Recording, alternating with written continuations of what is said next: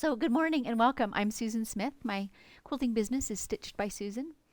Um, I've been doing a series. This is, I believe, day 3 this week of working on this custom quilt, which is a Lone Star that has been appliqued onto a solid background. So, the story behind this quilt, in case you haven't heard it before, is that the star itself I found at a garage sale earlier this summer. I think I paid $10 or $20 for it. Can't recall.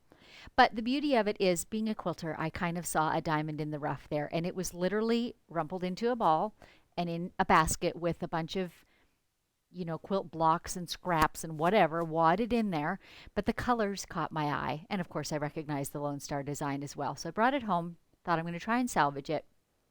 It was partially hand pieced, partially machine pieced, very inexpertly done. A lot of the seams had been stitched, multiple times with very wonky lines, and it is what it is. So I did not attempt to redo it or repair it. I might as well, it would have been faster to start a new quilt, and I would have lost the charm, I thought. So I just gave it a really thorough pressing as best as I could, turned under all the outside edge, and basted it onto this linen colored solid. And it's by Paintbrush Studios. I happen to love their solid fabrics. And now I'm quilting it. So the first day I quilted a little bit of the detail in the star, and there was lots of conversation in that one about how to deal with seam intersections that don't match, pleats and puckers that are in the quilt, as well as a ton of conversing really between me and the ladies that were present that day about what to quilt in the areas, how much to quilt, how detailed to get about the quilting, all that stuff. So it was just, as all these days are, live, unscripted. There's some give and take as we go. I'm making decisions on the fly. You're getting to see exactly how I work in my studio.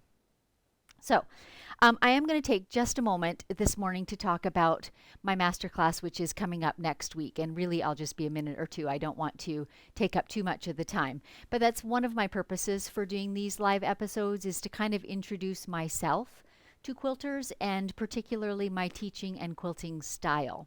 So my very favorite type of quilting is edge to edge freehand work. So no patterns, no pre-marking, and no, borders, blocks, etc. The quilt that I'm working on today is a custom one, but my favorite kind of quilting is the edge to edge work. So my master class is geared very much toward that. I talk about the mechanics of quilting, things like simple basting, things like squaring up a quilt, floating tops and that sort of stuff. I talk about what I call the anatomy of a freehand design, so what I think makes a good one work, how to break it down into its parts so that you know how to change up things for a different look, or if you're not happy with the look, or if it's not flowing smoothly. I talk about how to move across the quilt top efficiently, all that sort of stuff, the mechanics of it. And then, of course, every week there is a selection of designs that I quilt out for you and give some detailed instructions about how I quilt them, how I plan them, how I travel around the quilt and transition and all that sort of stuff. And then you get to practice those designs. It is released in 6 modules, and the first one's going to drop next Monday. You can go through it at your own pace. You will have access to the class forever. So you can log in and out at any time and go through them at your own pace, go back through them, review them. I've broken down each module into chapters so that it's, I hope, easy to find bits that you want to review or designs that you want to go over again, that sort of thing. There's so many designs in it. I don't think anyone's likely to do them all apace in the 6 weeks of the class release. So I think you're going to want to, wherever your level is, if you're doing some simpler ones, you'll maybe want to leave the more complex ones till sometime down the road after you've practiced. That's entirely up to you. But it's accessible for all time, for the lifetime of the class, including whenever I add, extra content or update some of the videos or that sort of thing. There's a few bonus modules in it, which I'll probably talk about as I'm quilting today, because sometimes they come up in conversation. One of the modules is problem quilts, what to do with problem quilts, and some of the most common problems that I come across. So I give some of the solutions I've found, and then I do a series of, I call them case studies. So I'll take one quilt and I'll show photographs and talk about the problem that I'm facing, the solutions that I used, and then the end result, so that you can kind of follow that process. So some of the common things like quilts that aren't square, seams that don't intersect, quilts that don't lay flat, borders that are too tight or too loose, Lots of those common problems. Another one of the bonus modules is dealing with stitch quality and tension issues. Troubleshooting those things can sometimes be very frustrating for quilters. So I've accumulated all the ideas I've found, and I will keep adding to that one as I find more ideas. Some of you ladies tossed in some ideas yesterday when I was having some thread breakage problems, right? So those things are all problems that we face as quilters. So it's easy to just kind of have this checklist to go down, right, and search for solutions.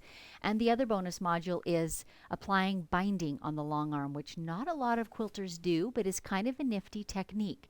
So it's just affixing the binding to the front side of the quilt, ready for the quilter to take home, or you to then turn it around to the back of the quilt and hand stitch. So I've got a small bonus module on that. So enough about the masterclass. There's information about that on my website. Actually, there's a page for it. So if you're right at my home page, oh, Dave says he's put up the link. So there you go. Made it super easy for you. And included, there's a syllabus or a curriculum that lists the modules and what's in each one. So if you want a closer look at that, be my guest. Let me know if you have any questions. So on to quilting today. We did the star the first day. What are you asking me, Dave? As I go, I will. I'm just conferring with my husband, the producer, right? He's the man behind the camera. I'll get to it in just a jiffy. We'll do a couple questions before I actually start quilting. So the star is affixed. Quilted the star the first day. Yesterday, chiefly, we did this, I think you can see on the big camera, a 4-inch border all the way around the star with a double parallel line, and then quilted a meandering spineless feather throughout that. Throughout that process, Dave and I were chatting this morning, and he's saying that I comment a lot in my quilting that, oh, that's not perfect, but it's okay, I'll go on, and oh, that doesn't matter, and just relax about it, and those sorts of things. And I, replaying that in my mind, I realize maybe I've given the impression that I perhaps quilt a bit casually or carelessly. So I'll just take a minute to clarify that too. You can see the wall of ribbons behind me. I've won a lot of ribbons in quilt shows, both local and national. And so I think that, how to put it, I think that my natural style is, I'm not quite a perfectionist, but I'm a very careful quilter. And so I keep emphasizing relax about it because I think quilters tend to be too hard on themselves. So I'm not encouraging you to be careless. I'm just encouraging you to accept some imperfections and move on. The thing is, when we're quilting, we're right here looking at it, right? And it seems so glaring and so obvious to us. And so you were watching me as I quilted yesterday. Not every feather was perfect. I didn't always stay on my drawn spine, but I quilted carefully and I aimed for perfection. And so when it falls just a little bit short, I'm okay with that. But the overall look, and my ribbons are a testament to that, the overall look is one of accuracy and carefulness. And I think you saw too when I was quilting the feather, I'm not necessarily a fast quilter. I know there are others out there who go much faster than I do. I personally find I get better results and do less undoing if I go a little slower, look ahead, know where I'm going, plan ahead, have my peripheral vision going. I get a better result and I have much less undoing. So I hope that kind of clarifies. Watch as I'm quilting today, and I think you'll kind of see that with this background we're working on today. I'm not whizzing around my quilt. I'm doing it a bit carefully, and then I'm accepting that it's not perfect because I'm not a machine. I'm a freehand quilter, and somewhere in there is a balance, and each of us needs to find our own. So that's what I'm working on today, is this fill. And I think we should do a close-up, Dave, and I'll kind of pan over it a little bit. I started on it last night and this morning, and we're not going to go as long today. I'm thinking about an hour because it's going to be a repeat of the same stuff all day. So I'll just give you a good sense of it, talk about it a little bit as I go. So here's where I began, in this corner here. There, you're seeing it. And I did make an adjustment. I decided it was a little bit loose. Some of my lines in here are a 1/2 inch apart. That's a little bit much. So I'll pan over it kind of slowly, and you'll see I tightened that up a little bit. Not so drastically. I didn't feel like that I had to undo the earlier part, but I like the look of it better. It's a better contrast to my feather border, which I want to be a focal point. So I was kind of thinking about that contrast between the two, and I decided they need to be a little closer. So I'm sort of using my hopper foot as a guide for how close to place things. I still am tending more than 1/4 inch apart, but not 1/2 inch anymore. So I'm just doing this swirly, every direction swirls design, and every so often putting in kind of a, there we go, putting in the little feathery motif. I feel like that ties in with the border a little bit. That's my idea anyway. So this swirly border, I was mentioning yesterday, Teresa Silva of Quilting is My Bliss. She does this a lot, and she does it beautifully. I would love to see a video of her doing it because I suspect she's done it so much that she does just whiz through it. But for me, it takes some time and concentration. And again, when I'm doing it close up, I'm often dissatisfied with it. When I step back and look at the quilt after it's finished, I realize it's just fine.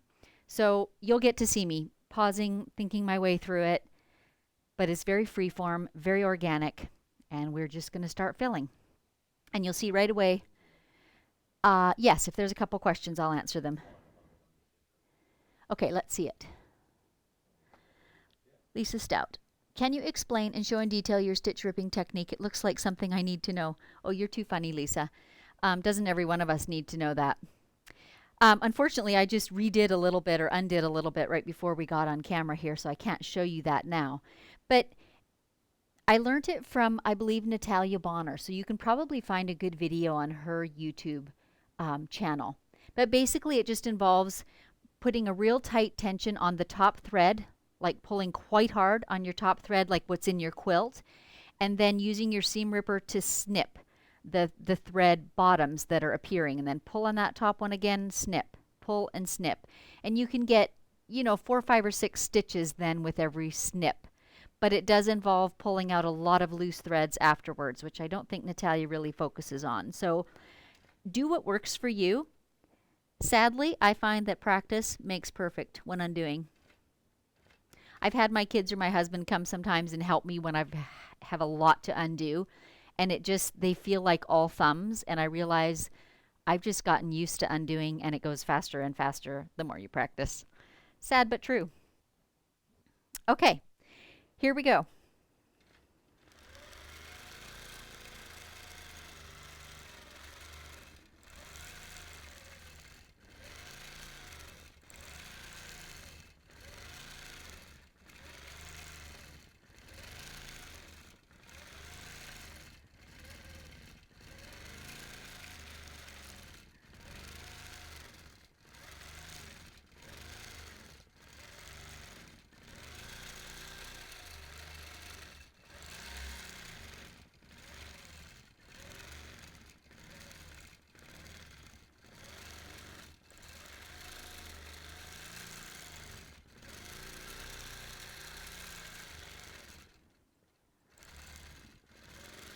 Every so often I do just pause and think about where I've been, where I'm going to go next, where I have spaces that just need a little more fill in them.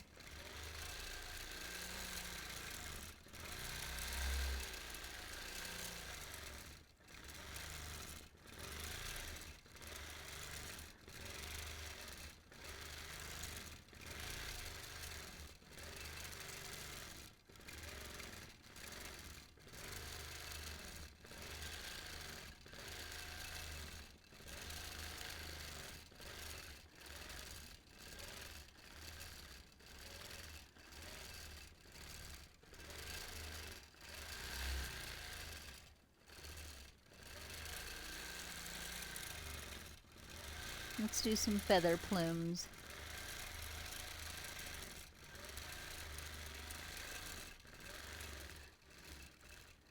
I have tried these both with echoing and without, just a matter of personal preference.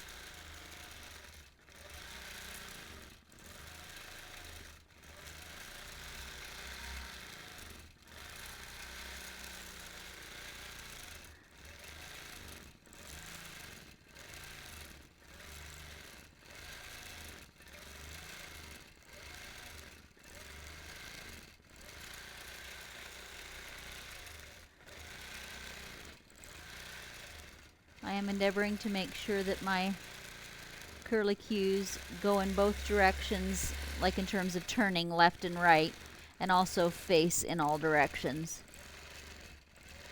But that pretty much happens without too much effort on my part. Just in endeavoring to move around the quilt, I end up going in all different directions. What do you think, ladies? Was it a good choice of background filler?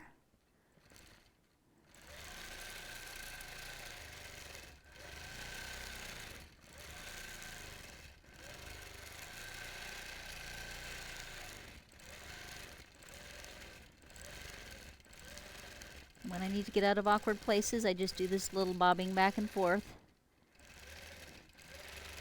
Business, again, the idea certainly came from Teresa's Quilting. She does beautiful fill, swirly like this, just beautiful. Looks like the frosting on a cake.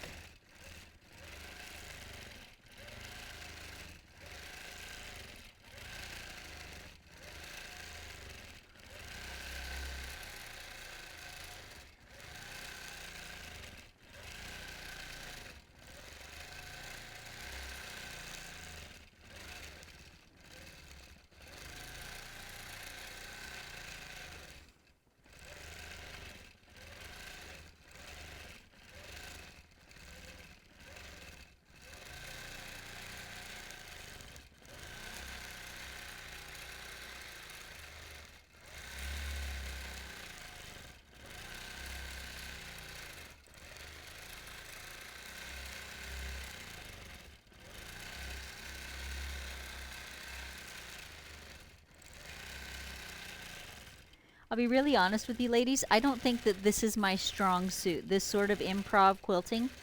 I'm much better with figuring out a design and doing the same thing over and over again and making it uniform and repeat. That's just my natural sort of habitat.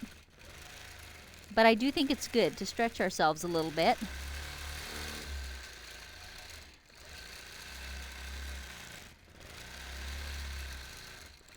So for me, this was a good quilt to practice my improv quilting on.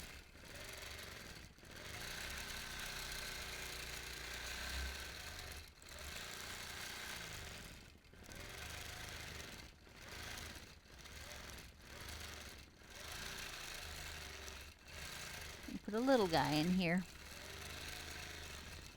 But now I realize I've got to get back in there and fill that big place, so I'm just going in and doing it.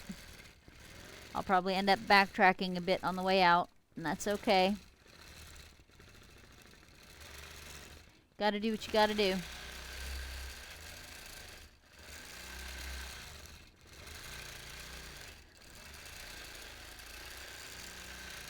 And because my thread matches my background fabric, it's not very visible where I do need to backtrack a little bit.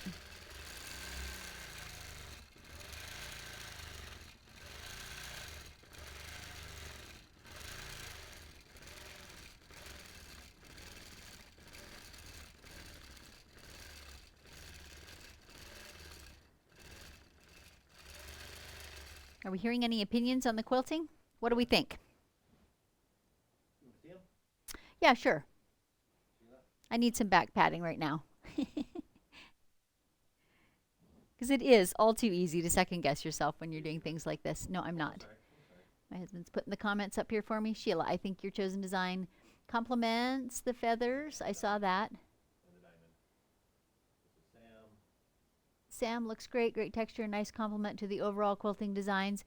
Well, Sam, that means a lot coming from you because I went and looked at some of your photos on your Facebook page last night, and you do beautiful improv quilting like this.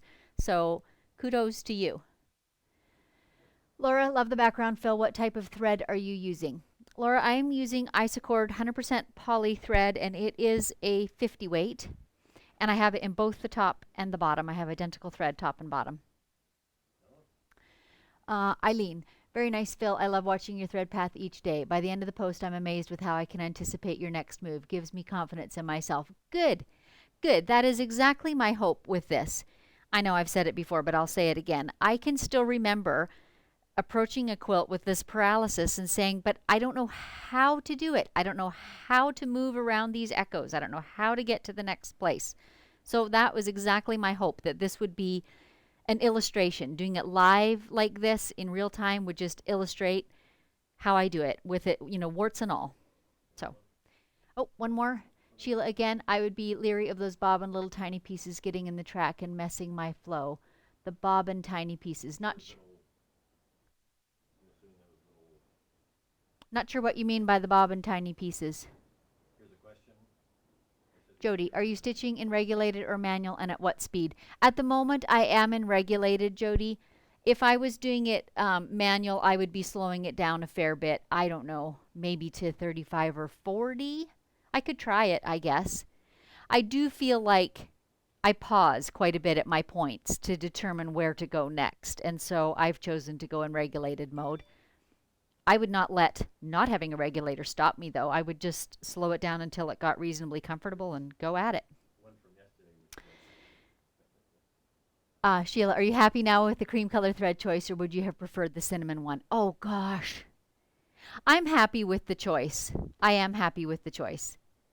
I did envision, before I started quilting, I envisioned, I think, a little more contrast, that the star portion would be higher contrast to the background. So it's not quite that vision. Nevertheless, I am happy with it. It's rich looking. It's textural. I'm happy with it. Oh, after ripping the bobbin pieces of thread. Yes, I agree with you exactly, Sheila.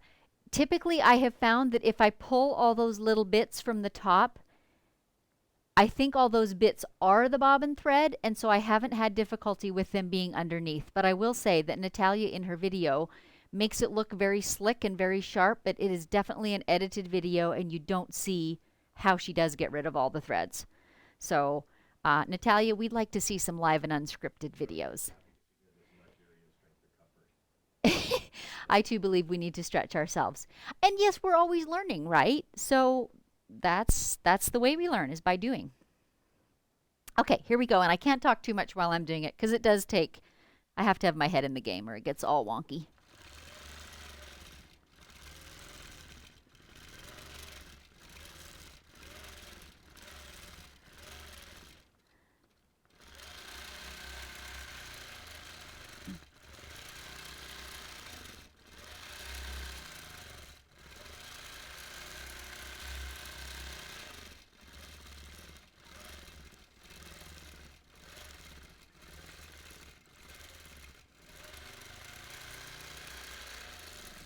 As with so many things, as I do more and more of the quilt, it gets smoother and better. I'll like it better by the time I'm at the end of this quilt than I did at the beginning. I know that's true. But there's no shortcut around that. That is just practice.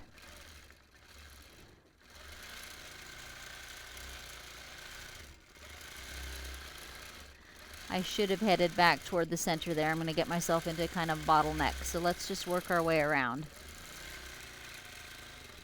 That's the beauty of this, is you can just echo one more time around to get to where you want to be going.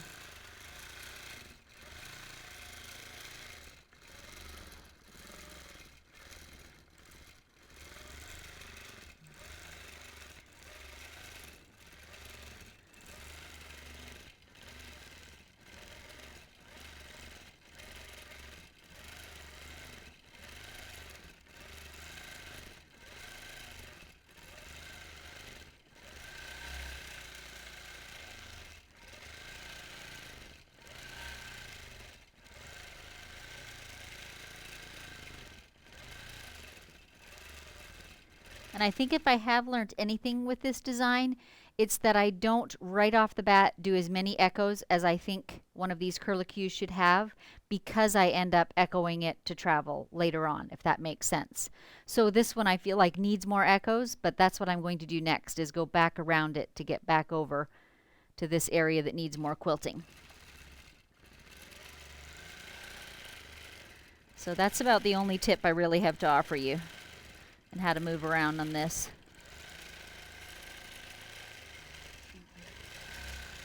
I'm just learning as I go.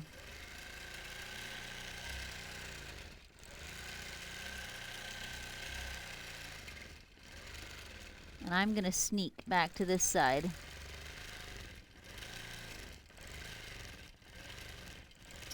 See how I did that? Sneaky right there. I feel like that is all a bit awkward, but I can't fit another swirl in there, so that's going to be what it is. And I think when it's all said and done, we'll find it provides the texture we're aiming for, and it'll be okay.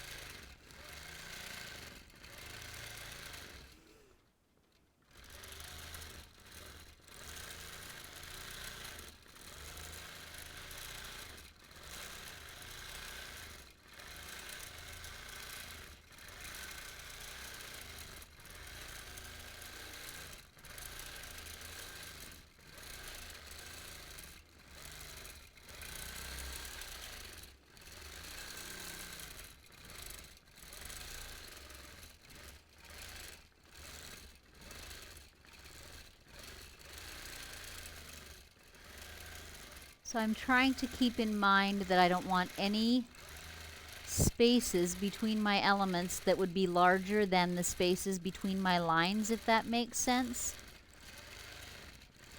I recently did this design on another quilt, and when I stood back and looked at the whole quilt afterwards, I saw that there were occasionally, can you see where I'm pointing? Some of these little corners between things were a little larger than I would have liked, and that kind of caught the eye. So I'm learning it looks better to go back and do a little backtracking and a little more echoing than to have a large space. The large space catches the eye.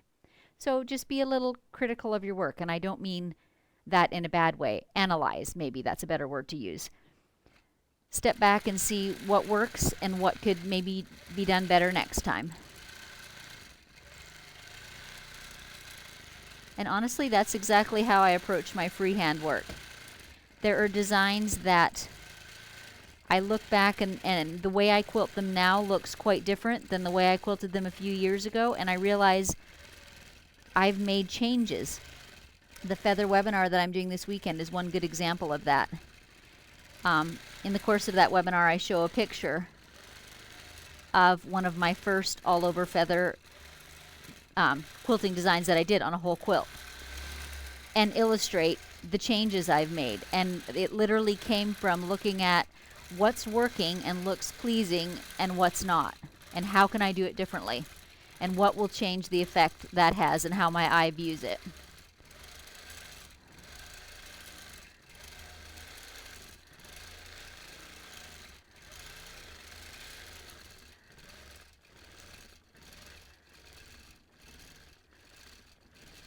I quite like the effect of these widening arcs, and I'm trying to figure out how to move around smoothly and get more of those in, because I like that look.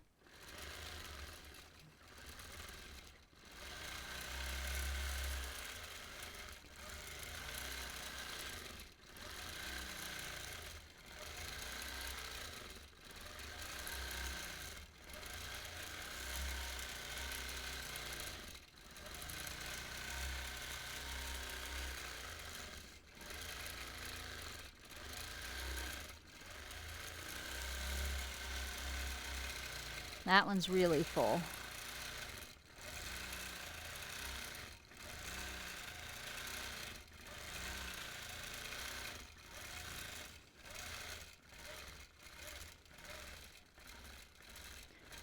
Making it look like there were feathers all the way around.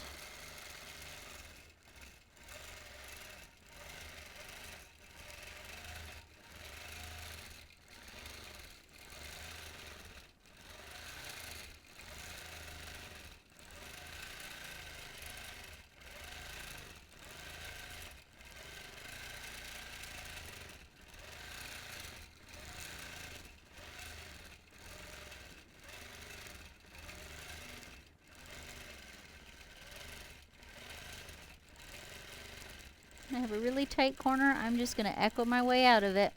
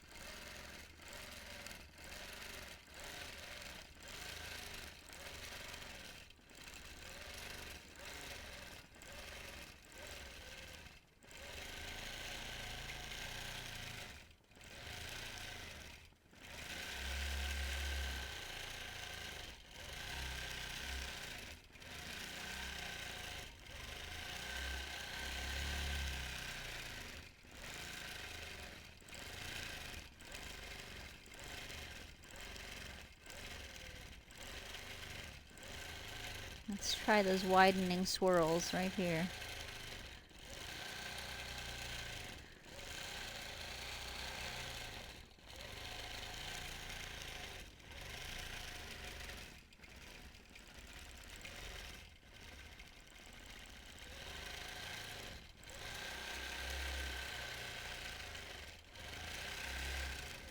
I'm just going to pause and roll my quilt forward. I do not want to risk bumping into the front rail and having a swirl that looks like it's being sat on. So I think I'll do this one more section that I'm on here, and then we'll call it good for today. I welcome your comments and feedback, and I will certainly post pictures of the finished product. The next and hopefully last decision will be what to bind it in that looks complementary, because of course I don't have any exactly matching fabric.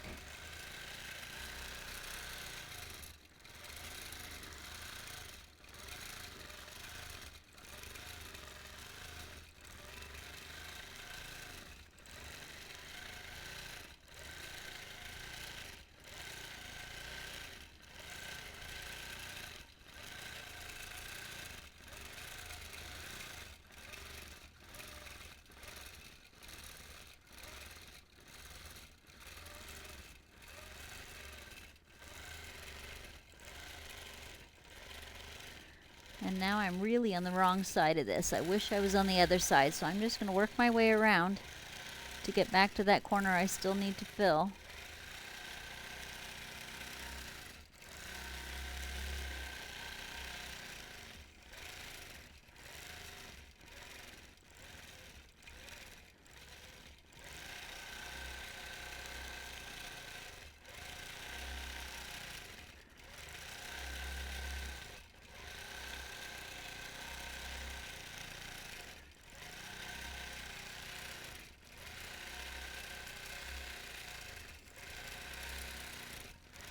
That was a little close.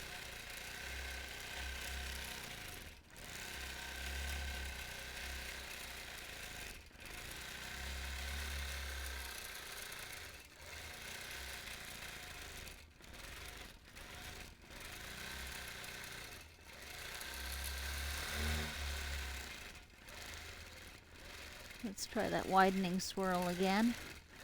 Swirl's not the right word, but you guys know what I mean.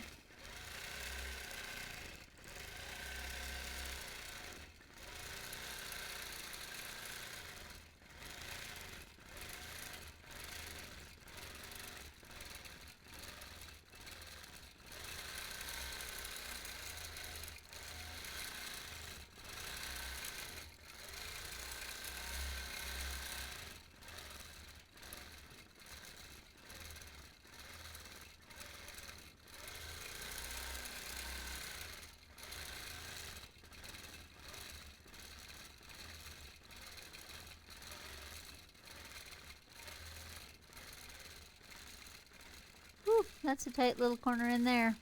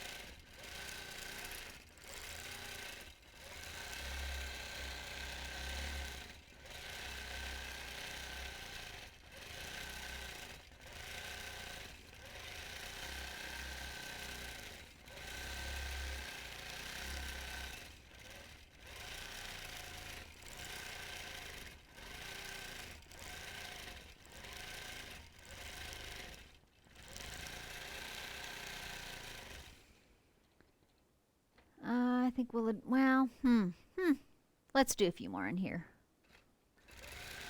I was going to advance again, but I think I can get at least one more in this corner.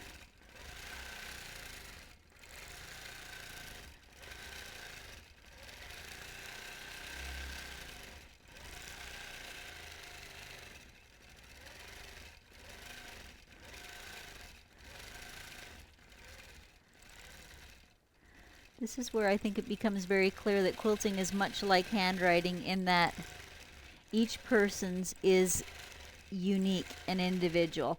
Much as I love Teresa Silva's swirly design, mine is likely never going to look quite like hers. It is quite individual.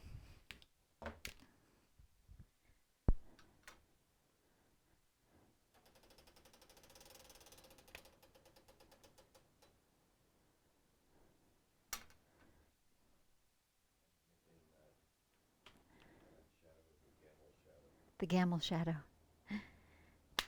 It is a conundrum that we have faced with this machine. You can see the shadow right across here. Gamel machines have a light bar, which is huge and broad. And whenever I do reviews of their product, that's always the top of my list is please find a way to get rid of that light bar. We have filmed in different ways and had all kinds of different freestanding lights, and there is just no way that we have found to entirely get rid of that shadow. Let's do some more feather plumes.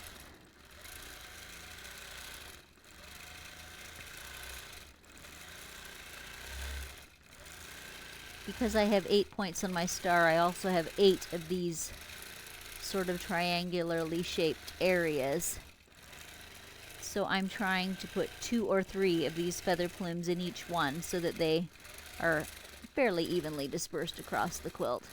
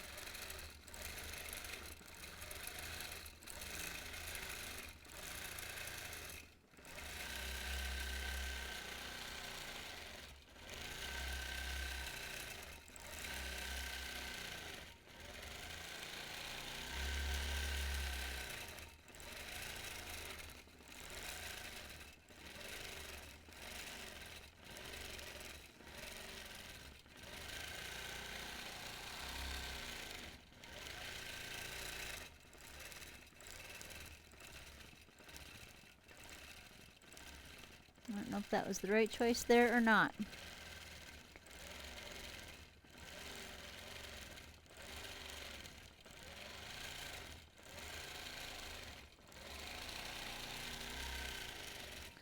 I'm going to work myself all the way back over to this side because I want to then be free to do one more row of them coming out toward my outer edge.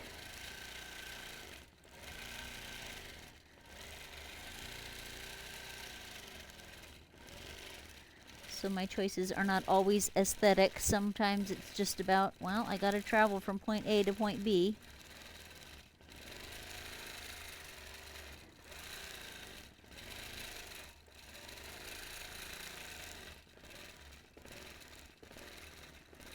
Like this, or I've got to get a little area filled in somehow. I want to be careful, I guess, not to make them too tight, since the rest of my stitching is about 1/4 inch. I want to be careful that I don't do too much 1/8 inch stitching, or again, that will be the thing that will draw your eye.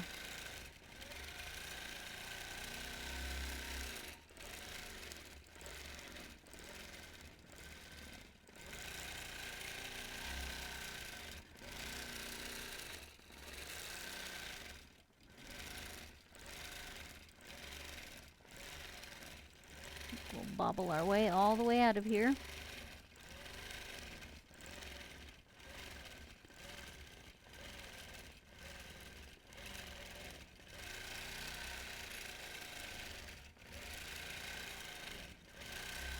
You can see how just this process of traveling almost forces you to do things in every direction.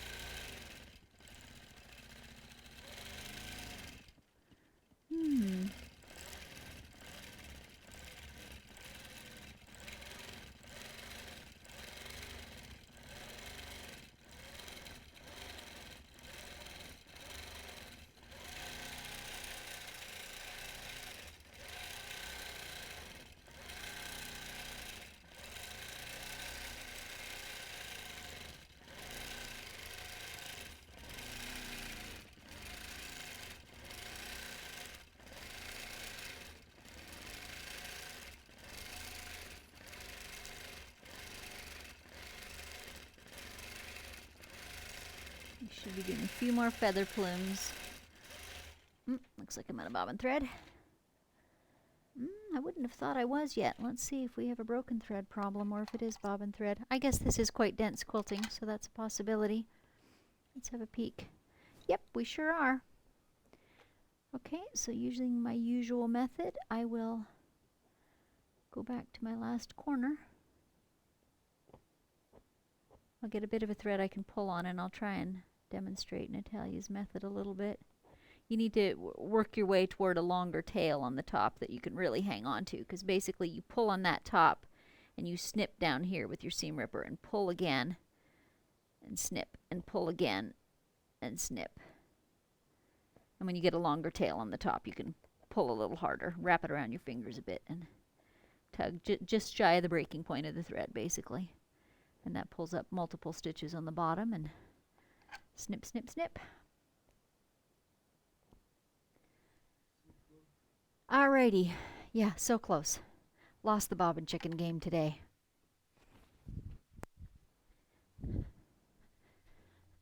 So once again, I do fill my own bobbins. I do have a freestanding winder. So that's what I'm doing now, is I'm just swapping out my bobbin and starting the new one filling. And that's all how long it takes to set that going.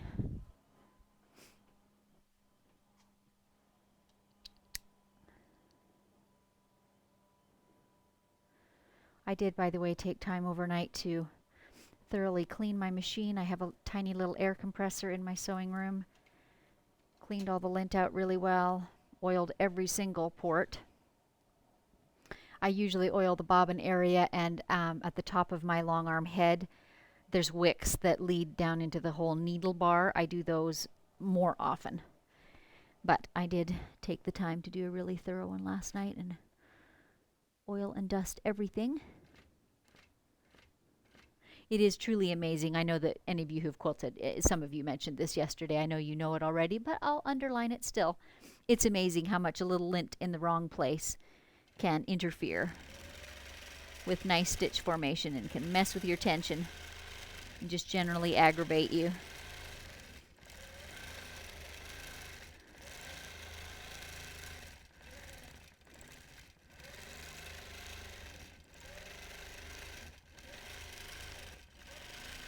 So now I'm just going to fill in all these little corners, and then we're about done for this morning. And I'll just keep quilting, and hopefully by tomorrow I'll have some pictures to show you of the finished quilt, or at least of the finished quilting. I don't think I'll have it bound by tomorrow.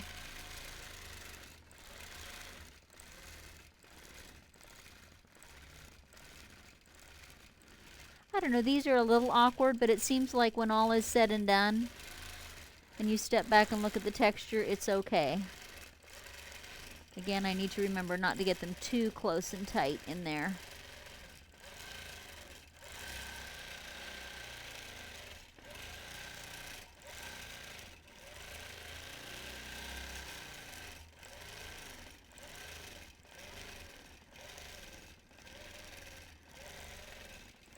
I think I'm just going to do another echo on these last couple plumes. I need to be all the way in here and working my way out. I'm going to put in one more curlicue because I feel like I don't want those little baubles to be the only thing. Going all the way out to the edge of the quilt.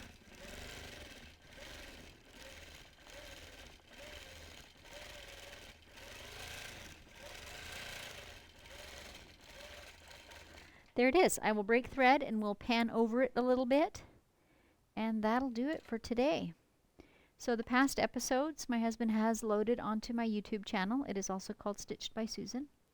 So you can view them at any time on Facebook or the YouTube channel. We'll just do a little look over it. That's looking pretty good. And maybe I'll rewind the quilt just a little bit and we'll get the overhead camera and get a kind of long shot of the finished top edge of the quilt, because I'm officially at the halfway point for that background.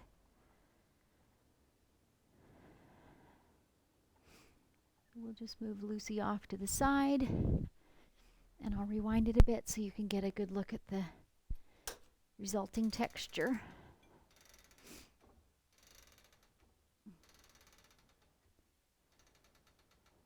There's the top. So there we have it. And once again, you can see, you know, the effects of my decision to use the light colored thread for the star instead of the cinnamon. It would have had a quite different look, I think, if the star was in cinnamon. It probably would be more prominent. Another time I would like to give that a try, have a contrasting thread for some elements. But this is what we chose for today. I'm happy with it. It is going to be a lovely, lovely texture. When I take it off the long arm and take the tension off of it, it's going to look beautiful, I think. So yeah, let's take some comments if there's some here.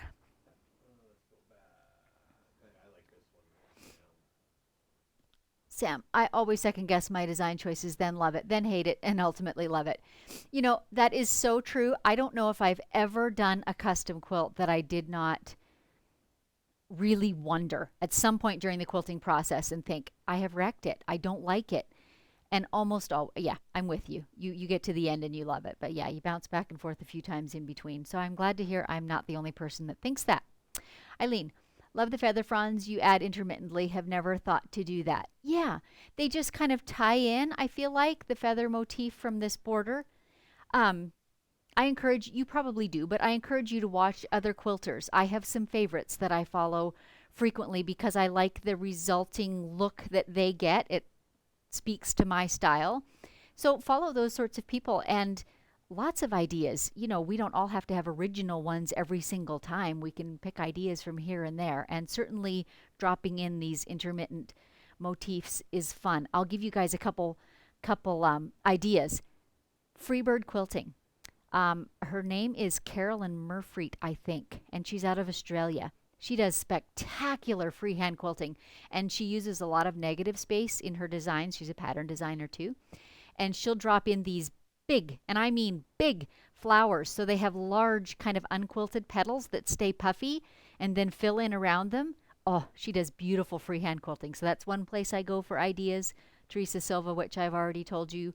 Ruby Blue Quilts is another one. Some really creative people, and it's encouraging to follow them and share ideas back and forth. Okay, more questions? On your binding question? I would bind with a small print with one of the blue shades. You bet, if I can find one.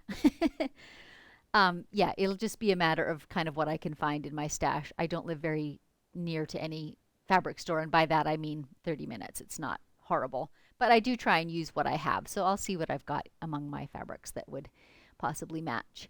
Sheila, the thing I've liked best about this compared to the all over is how you deal with the borders and other quilting you have done around the star. Very helpful.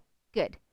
I plan in future to kind of keep this up from time to time, whether it be an all over design or a custom project, to just load up all our cameras and monitors and make it live, because I think it is encouraging for, as I've talked several times already, for when you are a little frozen and don't know what to do next. It's just encouraging to see someone else working in real time and see how things kind of flow together and see how decisions are made on the fly. So I'll keep doing this from time to time. Jana, geez, thanks for mentioning Wix. Forgot to check mine with the new quilts I'm working on. Yeah, you might want to do that. So I mentioned quickly yesterday too, I keep just a scrap piece of batting under my long arm when I park it at night on my table, because there literally is enough oil in there that it drips, and I sure don't want that dripping onto a quilt. So when I begin in the morning, I usually take a little tiny scrap of batting and kind of wipe around my needle and hopper foot, because there's often a tiny bit of oil buildup there. So I don't know. The Gamble people tell me you can't have too much oil, but you got to be aware of it so as not to get it on your quilts for sure. Another question? Jody, I would like to know at the end how long it took to quilt the whole quilt, and if you had quilted this for a client, may I ask what rate you would have charged for it? Oh boy. How long it took the whole quilt? No, but I can make a pretty good estimate. I'm going to say it's probably 8 to 10 hours, not more than 10. What would I have charged for it? Well, I'll put it this way. My custom work starts at 3.5 cents an inch, and the measurements of this are 87 by 87, so you can do the math on that. I haven't worked it out for myself, so I'm really guesstimating here and throwing out numbers. I aim for my quilting. I kind of know what my hourly rate, what I want to be for myself, and I kind of judge how long I think it will take, and then make my cents per inch so that I'm getting my hourly rate. So I would say this would likely have gone at the 6 or 7 cents an inch. And again, I'm guesstimating. I have not worked out that math. I would usually work that all the way through and say, okay, what does that work out per hour? Because I'm not going to charge a client $60 an hour to quilt, you know.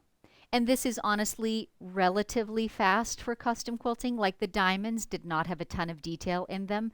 So this is not a super detailed custom quilt by any means. So it would not be at the upper end of custom pricing, which would be like the 9-10 cents an inch. That's highly detailed custom quilting. So this is moderate. That's kind of a ramble, but there you go. Jody looks fantastic. Thank you, Jody. Appreciate it. Sam looks good. Okay. Well, it's been a pleasure. Like I said, I will post finished pictures across the social webs, and I'll keep working at this today and hopefully get it finished. So thanks, ladies, for joining me. This is the end of the series for this little quilt. Once again, tonight we'll load this onto YouTube, and you can catch these and review them at any time. And I will go back and type some of these answers in so that people coming back after the fact don't have to watch every minute to get some of those answers. So thank you very much for joining me. It has been a pleasure quilting with you all. So Thanks again, and we'll see you next time.